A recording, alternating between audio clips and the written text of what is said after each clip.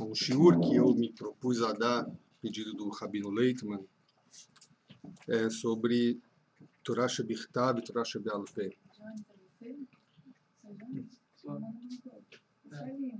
Na verdade, o shiur em si, ele tem várias partes, né? Como se a gente pudesse até fazer, de repente, um curso, se houvesse tempo, disponibilidade sobre isso, né? Então, eu vou tentar dar algum apanhado geral sobre o tema, que é um tema muito complexo, porque, na verdade, ele traz também muitas incompreensões, né? Muitas coisas são atribuídas ao conceito de Torah Shebe'al Peh, muitas coisas são atribuídas ao conceito de Torah Shebichtav, Torah escrita, Torah oral, e pouco se sabe exatamente o que se esconde por detrás desses conceitos. É muito comum o entendimento de que a Torah Shebe'al Peh, a Torah oral, viria a ser a explicação da Torah escrita. É comum que a gente entenda assim, né? Torah oral explica a Torah escrita. É uma forma muito vaga, contudo que eu não posso dizer que ela é totalmente incorreta, de se entender esse conceito. Por quê? Primeira coisa, a Torá oral, a Torá Shebe'al Peh, ela historicamente antecede a Torá escrita. Se a gente for olhar como está a entrega da Torá de escrita no Humash, a gente vê que o que a gente chama de Matan Torá é tão somente os 10 mandamentos, em princípio. O que a gente conhece como Sefer Torá, que daí sim seria o símbolo ou a concretização da Torá escrita, é algo que a gente só vê ao final da vida de Moshe Rabbeinu.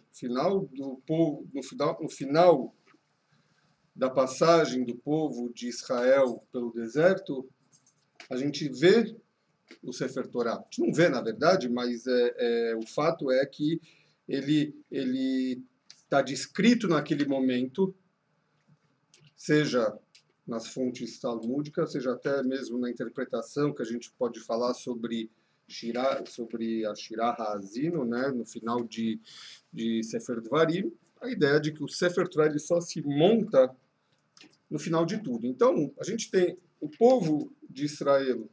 No momento que eles vivem aquela realidade no deserto, eles não detêm um Sefer Torá. Não tem nenhum Sefer Torá com eles.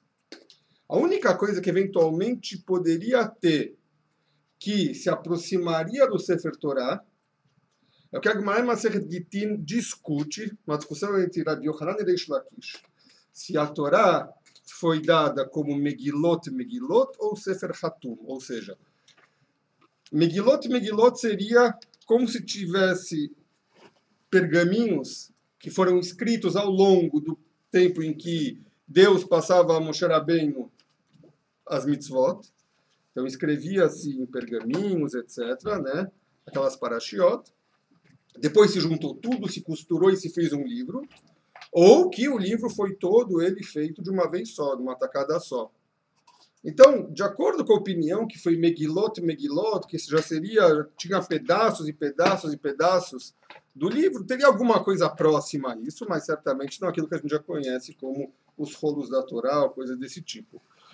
No entanto, a lei, né, o cumprimento das mitzvot, e o cumprimento também, sei lá, do que os tribunais impunham aos conflitos das pessoas, que a gente vê logo em Parashat Yitro, e a gente vê ao longo da história do povo, ela já existia. As pessoas cumpriam leis da Torá, mesmo sem ter o Sefer Torá. Então, o conceito de Torá oral, o conceito de que existe uma Torá que é transmitida de forma oral, que não tem nenhum parâmetro escrito, ele historicamente antecede a Torá escrita. De tal forma que fica prejudicada essa definição de Torá oral como interpretação da Torá escrita, à medida que a interpretação ela depende da existência do texto. E se o texto não existia, como ela pode ser interpretação do texto? certo? Então, quer dizer, isso seria a forma mais simples de começar a abordar o tema. O Rambam Maimônides, na Akdamá, na introdução dele sobre o comentário sobre as Mishnayot, ele divide a lei da Torá, ou aquilo que a gente vem a entender como sendo as leis que trazem para a gente o cumprimento das mitzvot, em 3 categorias. Primeira categoria, o que ele chama de Pirushima Mekubalim Mipi Moshe Rabbeinu. Espero ter falado na linguagem dele, mas, se não, a ideia é essa. Ou seja, existem trechos da Torá em que você interpreta eles porque você recebeu explicitamente de Moshe Rabbeinu como interpretá-los. Você não teria nenhum outro mecanismo para saber qual é a intenção daquele trecho, não fosse Moshe Rabbeinu te dizer, aqui está escrito isso, mas leia-se isso. O exemplo é, por exemplo, o Etrog. O Etrog está escrito o que é o Prietzadar? Se Moshe Rabbeinu não falasse é o Etrog, você jamais saberia que é o Etrog. Você poderia pensar em qualquer outra coisa. Então Moshe Rabbeinu explicou. Quando está escrito na Torá Prietzadar, entenda-se, Etrog. Não tem interpretação nenhuma, tem informação. Ele informou que é o Etrog. E tem outros exemplos que por aí vai. Existe um outro conceito chamado Alachá le Moshe Sinai, que são alachot, são leis que Moshe Rabbeinu transmitiu, essa assim exclusivamente oral, que não encontram nenhuma base no texto escrito. Não tem nada na Torá que diga sobre essas leis orais, não interpreta nada, elas simplesmente são transmitidas oralmente. Tá? Um exemplo, por exemplo, Shiurim. Os Shiurim da Torá, que quer dizer, quando a gente fala em Kezait, né, que, vamos dizer, para cumprir a mitzvah de comer matzah em Pesach, Kezait, para violar a proibição de comer Yom Kippur, Kakotev Tagassá. É isso? É como se fosse é como se fosse um figo, né? Um figo seco. Se eu não me engano, agora me deu um branco aqui, peraí. Eu acho que o Tevetagassá é para a proibição de comer em Yom Kippur. Seja como for, todas essas leis, quando a gente fala, ou então Arba Amot Bereshut Arabim, 4 Amot, quando a gente anda no Bereshut Arabim em Shabbat. Leis que dizem respeito a Shiurim, Alachá le Moshe Sinai. Não tem nenhuma base na Torá. Na verdade, Shek Marai, Masechet Brachot, traz algum passuco, mas todo mundo concorda que o passuco que é trazido lá, Smachta Be'alma, não é a intenção original do passuco. E existe uma terceira categoria de leis, que são as leis que saem a partir daquilo que se chama Shlosh Esrei Midot HaTorah Nidreshet. São os 13 princípios de interpretação. Interpretação também não é a palavra correta aqui, vamos colocar a palavra na origem dela, de Drashot da Torá. 13 princípios, dentre eles a gente tem Kal Vachomer, que seria lógico, ele seria um princípio, de certa forma, a gente poderia entender ele como lógico. Zerachavá, outro princípio que aí a lógica é muito distante. Oi? Não precisa não. E por aí vai. São 13 princípios, tá? Em que a decisão como tirar a lei deles depende de muitos aspectos, tá? Basicamente, a gente pode dizer que os sábios se reuniam, o Beidin Agadol, ele tinha o Sanedrin, ele tinha o poder de decidir com base nesses princípios, tá? É bem complexo saber exatamente como funcionava a forma de utilização dos princípios e como tirar a lei do texto, né, a partir de alguma coisa, de alguma palavra que tivesse sinalizando que lá tem alguma lei, ou que tivesse uma gzerah, as palavras iguais em 2 lugares. Como isso funciona, todo o mecanismo é uma coisa bem complexa de se entender, não é o nosso assunto agora entrar nos pormenores, mas sobre esses 13 princípios, esses sim poderiam fazer parte de um aspecto da Torá oral, que seria a interpretação do texto. Daria para entender vagamente como uma espécie de interpretação do texto. Eu só digo que não é exatamente a noção de interpretação que a gente conhece, porque interpretar um texto normalmente passa por mecanismos lógicos que a gente consegue de mais ou menos encontrar paralelo também em outras formas de texto, outras formas de interpretação que tem mundo afora, seja na literatura, seja em qualquer outra coisa, a gente pode encontrar ideias de interpretação de texto. O que ocorre com os 13 princípios é muito diferente do usual. Na verdade, em geral, os 13 princípios, talvez com exceção feita ao Kal Vachomer, eles tendem a descontextualizar mais do que de explicar o texto. Ou seja, você olha o que a gente chama de pshat, que é a ideia literal do texto, e daí você começa a ver como que os sábios tiraram a lei, fazendo exatamente o oposto do que seria entender o texto, e sim isolando um trecho, né, juntando palavras, isolando o trecho e falando, aqui estuda-se determinada coisa, porque essa palavra está escrita assim, ou porque tem isso aqui a mais, ou porque isso se liga de alguma outra forma, mas não com o mecanismo normal de você entender o texto. A gente tem, com base nisso, quer dizer, uma questão que acaba, então, voltando, né, nisso que a gente está colocando aqui, que é entender a Torá Shebal Peh, a Torá Shebichtav, que, na verdade, a Torá Shebichtav poderia, muito mais do que ser um texto básico da nossa lei, que serve de apoio, né, a Torá, ou melhor dizendo, a Torá Shebal Peh sendo o apoio da Torá Shebichtav, a gente poderia olhar o quê? A Torá Shebichtav, eu não sei direito o que está lá. Oi? Como se fossem os 13 princípios que eles não vêm explicar, não são modos de explicação. Mas que tipo de explicação? A pergunta é se tem que olhar a essência dos 13 princípios, você vai ver que eles não explicam o texto. Não. Eles explicam o quê? Você lê o texto de uma forma. Que forma você lê o texto? Lê o texto como instintivamente você começa a ler um texto. Você começa a ler uma coisa depois da outra, né? Uma frase depois da outra, o contexto que as coisas são trazidas, as histórias, etc. E você tem um livro. Vem os 13 princípios e começam a pescar do meio do texto coisas que em nada tem a ver com a informação que está lá.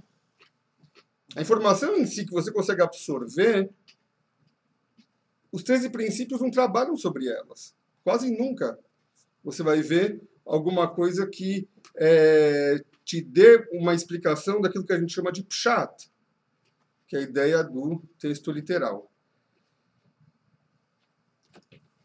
Existe aqui, eu vou trazer para vocês uma coisa bastante curiosa, para vocês entenderem um pouco isso, do que significa, na verdade, a ideia de que existe a Torá Shebichtav, e a gente tem ela escrita, e ela é a nossa base, e cada um pode interpretar ela, etc, etc, etc. Que no passado, antes de a gente começar a ver talvez o nascimento dos mefarshim da Torá, que a gente poderia dizer, não de forma muito precisa, mas de que se inicia com Rashi.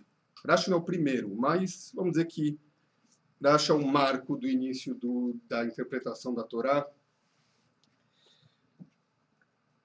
que começa um despertar no povo de se explicar o Pshat. Até então não se explicava o Pshat. Até o momento em que você não vê, na época já dos Rishonim, Idade Média já, você não vê os sábios talmúdicos se ocupando com isso que se chama de Pshat. Eles não se ocupam com o Pshat. A tal ponto, eu vou ler aqui um trecho muito curioso para vocês, mas acho que, aqui, olha. No início de Parashat Vayeshev, o Rashbam, ele foi um grande pashtan, um grande explicador, um grande exegeta do Pshat. Ele explicou, ele era neto de Rashi, Rav Shmuel ben Meir. Ele era neto de Rashi, e ele tentou ir além do avô dele no que diz respeito à explicação do Pshat. Olha que coisa curiosa. O que ele escreve no início de Parashat Vayeshev, ele fala o seguinte. Yaskil ve'avinu havei sechel shekol shelimudun rabotenu ken mikra yotze midei pshuto. Quer dizer o quê? Existe uma frase no Talmud que diz o seguinte: Eina mikra yotze midei pshuto. Quer dizer que o pasuk ele não pode sair nunca do seu sentido literal. Por mais que você explique com base nos 13 princípios, por mais que você desmonte ele aqui para lá, mexe nele, você deve lembrar o seguinte: existe uma forma literal de entender o pasuk. Eina mikra yotze midei pshuto. O pasuk não sai da sua forma literal. Você deve respeitar a forma literal dele e entender que ele também te informa alguma coisa. Mas continua o Rashbam. Af ki ikara shel Torah ba lelamdeinu leodienu beremizat הפשט והאגדות וההלכות והדינים ועל ידי אריכות הלשון ועל ידי 32 מידות של רבי אליעזר בנו של רבי יוסי הגלילי ועל ידי 13 מידות של רבי ישמעאל והראשונים מידות של רבי ישמעאל, vírgula, que quer dizer que mesmo que o principal da Torá é você pescar essas informações mesmo. Pegar o que está sinalizado de leis, de mensagens, etc. Ele continua, Rishonim, a kavanah do Rashbam. Rishonim, ele tenciona vários sobre os talmúdicos aqui. Mitoch Hasidutam, Nitasku Lintot Acharei Adrashot Shen Ikar. Então, os sábios talmúdicos, pela Hassidut deles, pela devoção deles, foram sempre buscar as drashot. Porque essa é a essência principal da Torá. Por isso, eles não se acostumaram a explicar o texto literal. לפי שאמרו חכמים אל תרבו בניכם בהיגיון, גם אמרו העוסק במקרא מידה ואינה מידה, ועוסק בתלמוד אין לך מידה, ועוסק בתלמוד אין לך מידה גדולה מזו, מתוך כך לא הורגלו כל כך בפשוטן של מקראות, כרמידה במסכת שבת. Então ele traz aqui a Gemara em Masechet Shabbat, eu estou aqui pulando alguns trechos, mas ele fala o seguinte, a Gemara fala o seguinte, Havina bartam neisar ishnin vegartzinan kula talmuda.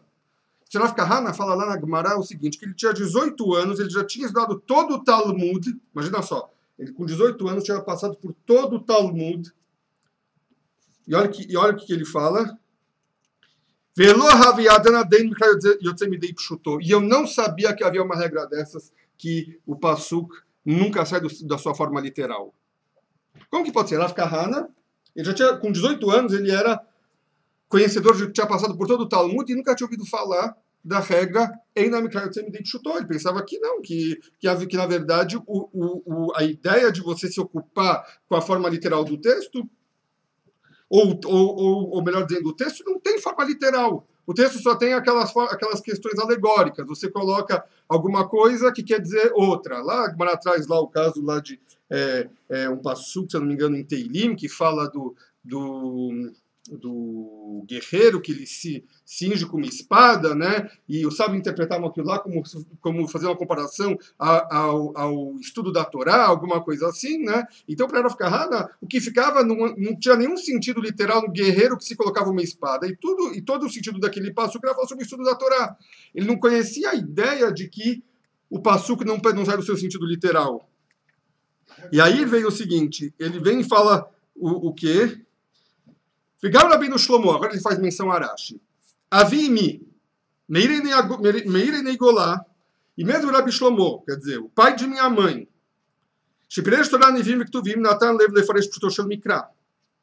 ele também, então o Rashi pensou, tem que alguém tem que explicar Pshutoshel Mikra, alguém tem que explicar a forma literal do texto.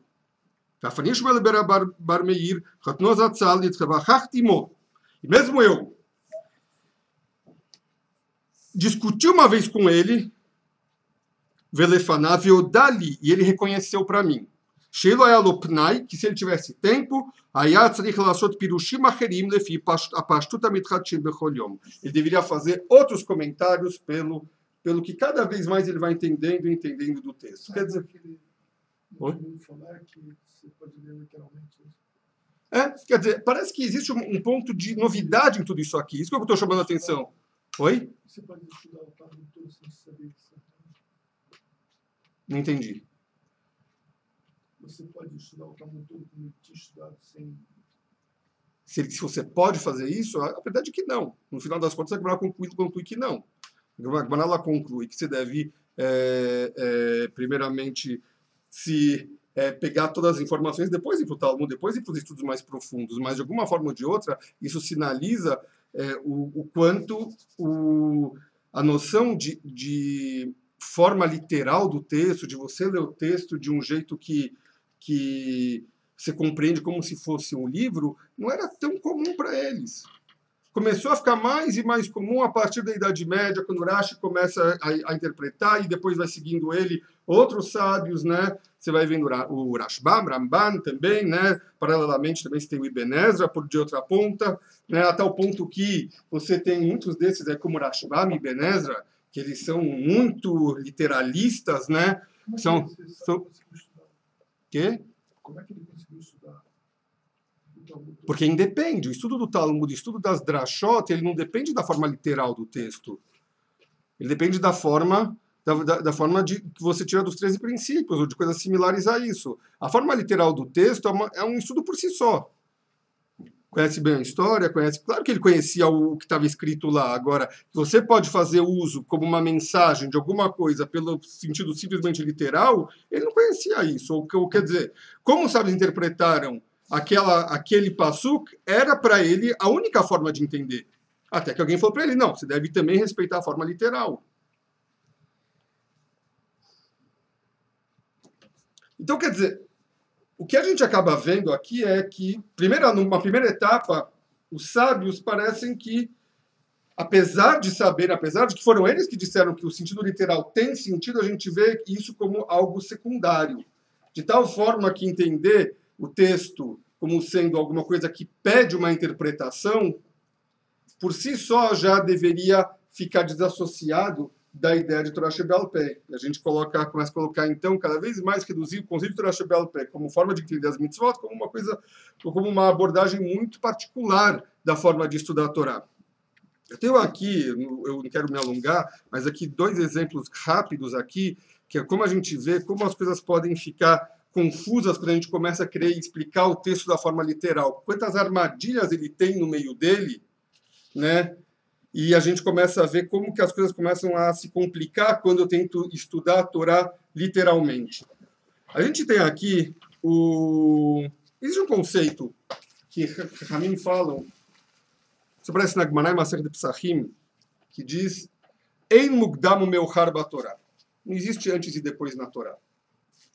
Quer dizer que a ordem cronológica, ou a ordem, a cronológica talvez não é a palavra correta, a ordem do que você está vendo nas parashiot não necessariamente representam a ordem cronológica, não necessariamente representa a ordem de como as coisas se sucederam. Pode ser que alguma coisa que está primeiro aconteceu depois. E aquilo que está depois aconteceu primeiro.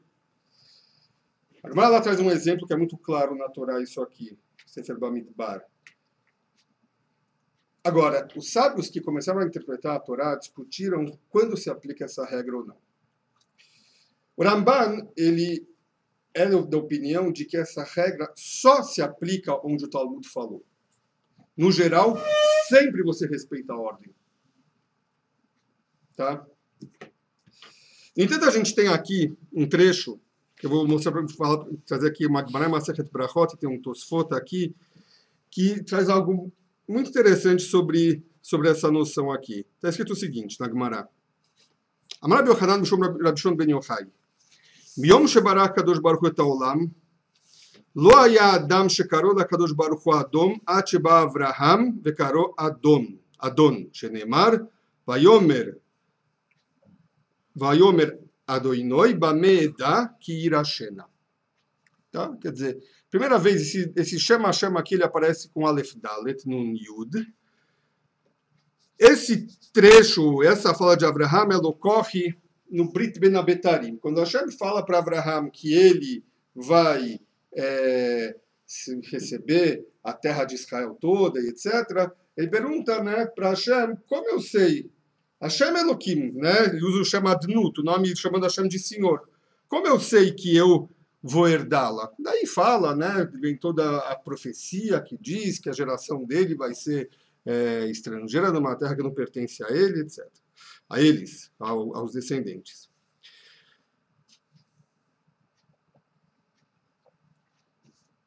Tosfot perguntam aqui o seguinte, o segundo Kushia de Tosfot, a primeira eu não vou ler. Vem tomar a Mailomeiteikra Hashem matiten li sheu katuv kodem. A gente tem, logo depois da guerra dos reis, em que Abraham Avinu entra no meio daquela guerra para salvar o sobrinho dele, Lot, a gente tem um trecho em que, logo depois da guerra, né, em que Abraham Avinu ele tem uma profecia. O que acontece lá?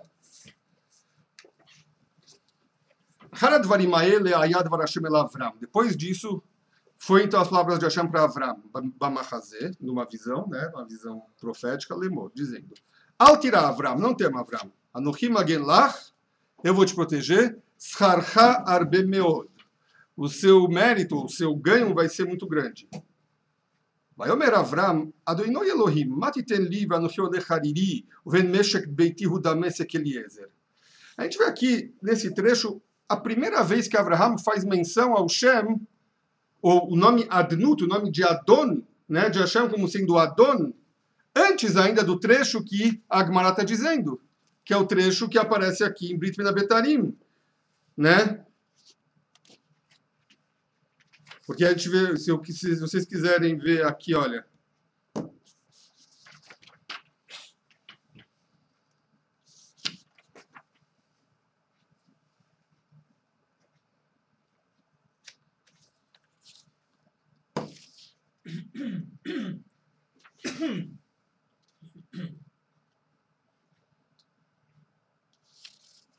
Um minutinho. Pasuk, então, o que eu li para vocês, para vocês terem uma ideia, tá? Pasuk Beit eu li para vocês. Pasuk Het. Vayomar. Adonai Elohim. Bama edaki irashena. Então, quer dizer, a Gemara traz o segundo Pasuk. Quer dizer, até o momento em a Gemara está dizendo que desde que a Kadosh Baruch Hu criou o mundo, até aquele momento, ninguém chamou a Kadosh Baruch Hu de Adon antes de Avraham Avinu. Só que a expressão que a Gemara usa é o segundo Pasuk, e não o primeiro Pasuk. Tosfot pergunta isso aqui. Qual a resposta que Tosfot dá? ויש לומר שהפרשות לא נאמרו כסדר ואין מוקדם ומאוחר בתורה, וזה הפסוק דבין הבתרים היה קודם לכן.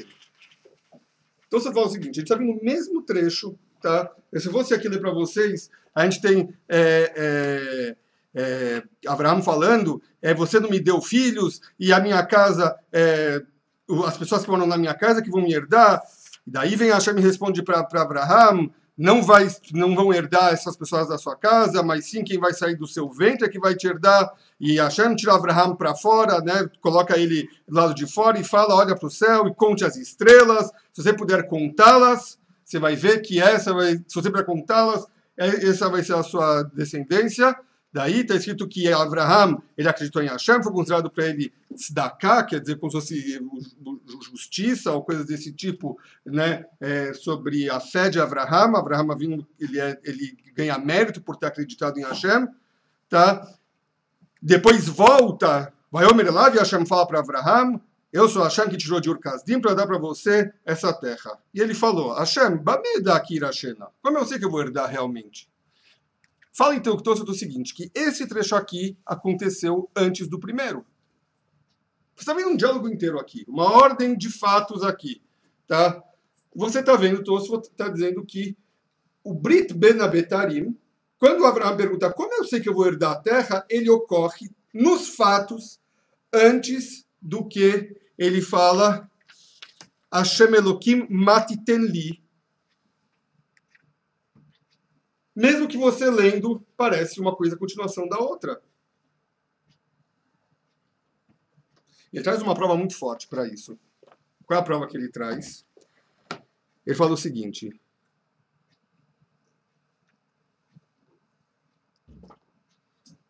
Eu não vou fazer todas as contas que ele faz aqui, porque isso é uma coisa um pouco mais complicada, mas ele faz o seguinte. Ele fala aqui... ומזה מיישב רשב"ם במקום אחד משהו שהלילה דכתיב וספור הכוכבים בתורה הכתיב ויהי השמש לבוא משהו שהוא יום. Existe aqui uma coisa que é muito forte. Quando Avraham Avinu vai contar é convidado a contar as estrelas, que é o início de tudo, né? Está ocorrendo de dia ou de noite? De noite.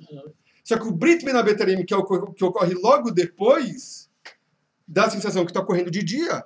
Por quê? O que está escrito?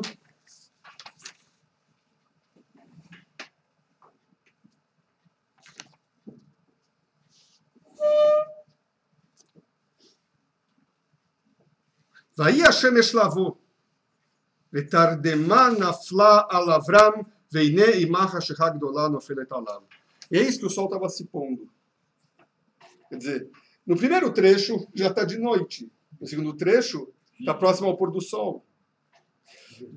Quer dizer, dá para a gente tentar resolver isso de outra forma. Mas a gente está vendo aqui um trecho inteiro que parece uma coisa a continuação da outra, muito claramente no texto, tá? E que os nossos sábios aqui na Gemara, eles estão deixando claro de uma forma absolutamente, vamos dizer, só sinalizada e não explícita, de que o que está escrito literalmente no texto não precisa ser levado tanto em consideração, porque o que ocorreu antes foi o Brit Ben Abetarim, e a pergunta de Abraham sobre achando que Mati Tenli ocorre depois, a tal ponto que eles se permitem dizer que do dia que Hashem criou o mundo até Avraham a vida, ninguém chamou Hashem de Adon. Qual é a prova? O Pasuk de Brit Ben Abetarim. Isso é um trecho que fica muito claro essa ideia de que o texto em si ele não se preocupa tanto com a forma literal dele como meio de interpretação. Há um outro trecho rápido aqui também que chama mais atenção ainda. Isso aqui já não está na Gemara, mas os Mefarshim, assim, eles trazem. Alguns vão por esse caminho, outros não. Final de Parashat Toldot, em Parashat Hayesará, quando se fala...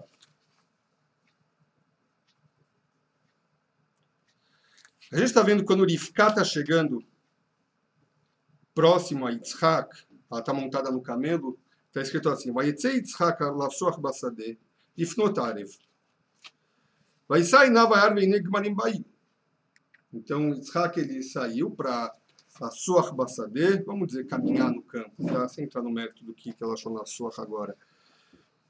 Próximo ao fim da tarde, e ele olha e vê que estão se aproximando camelos. Vatissar Rivka eteinea, vateret Yitzhak. Rivka, olha, ela vê Yitzhak. Vatipol me'alagamal. Ela cai do camelo. Não sei se cai ou ela se abaixa, alguma coisa assim. Vatomer ela eved, mi'aisha lazeh olech basadeh likratenu, vayomer ha'eved hu adoni, vatikahatzai, vatitkas. Então ela fala para o escravo, para Eliezer, quem é esse homem que está correndo em nossa direção? Então Eliezer responde, esse é o meu senhor. Então ela pega o tsaif e se cobre. Parece que há uma certa inversão aqui nesses psukim. Por quê? O que faria ela cair do camelo, ou ela se colocar numa posição de proteção, de recato, qualquer coisa assim, seria a informação de que aquele homem é Yitzhak. Na ordem, você está vendo o contrário. Quando ela vê, ela cai. Ela se faz um movimento desses. E depois ela vai averiguar quem é. O Ramban ele traz o Pirush do Ibn Ezra, Rabbi Avraham Piresh, que a Pasuka Haron Mukdam, que Vatomer ela Eved, que Vatomer ela Eved, Vekvar Amra ela Eved, Rabim Batorá Ken al Dato. Então ele traz o Ibn Ezra que fala, o Ramban ele vai para outro caminho, ele fala que não. Mas me traz aqui o Ibn Ezra, nesse caso, o Rabbi Avraham, que ele fala que o que ocorreu está invertido. Nos fatos, de fato, ela pergunta primeiro para Eliezer quem é ele, e Vatipol me'alagamal ocorre depois. Claro que ele tem que justificar, então, por quê? A Torá inverteu aqui. Não sei por quê, de acordo com a opinião dele. Tá? Mas ele admite essa possibilidade. Ibn Ezra, na verdade, para vocês saberem, ele é realmente bem, entre aspas, radical em aceitar a ideia de Ein Mukdam Meuchar Batorá, em muitos aspectos, em muitos lugares, a Torá ele se vale desse recurso. Tá? Um exemplo muito gritante disso aqui é com relação a Korach. Que Korach, para Ibn Ezra, ocorre antes dos Meraglim. Porque a gente tem assim, a ordem na Torá é o quê? Meraglim, Reta Meraglim, depois Korach, né? Até o final de Parshat Shlach Lecha é Parshat Tzitzit, e tem aquela ligação que o Midrash faz, Midrash Tanhuma faz da mitzvah de Tzitzit, que Korach e os outros pegaram Tzitziot para provocar Moshe Rabbeinu, né? Com Tzitzit, Mezuzah e etc. E Ben Ezra ele fala o seguinte, espera, se Korach veio contestar Keuná e a divisão dos Leviim, etc., isso deve acontecer quando Moshe Rabbeinu instituiu a Keuná. Sabe, quando Aharon é colocado como Cohen, quando os Leviim são divididos do povo para o serviço no templo, etc., naquele momento Korach contestou. Assim o Ibn Ezra entende. Por que ele vai contestar só agora? Não tem nenhum motivo para, de repente, ele ir lá e contestar Moshe Rabbeinu naquele momento. Quer dizer, do nada ele vem conversar sobre Kohanim, já estava um tempão daquele jeito, e agora ele decidiu falar. Então o Ibn Ezra, ele usa o recurso do Ein Mukdam Meuchar Batorá para dizer, não, ocorreu antes mesmo, ocorreu quando Moshe Rabbeinu instituiu. Já o Ramban ele fala que não, que Korach ele só entrou nessa discussão porque depois dos Meraglim, depois que foi decretado ficar 40 anos no deserto, Moshe Rabbeinu perdeu a popularidade dele, ele perdeu muito do apoio do povo e houve um ambiente propício para discutir com ele. Por isso que ele só vai naquele momento.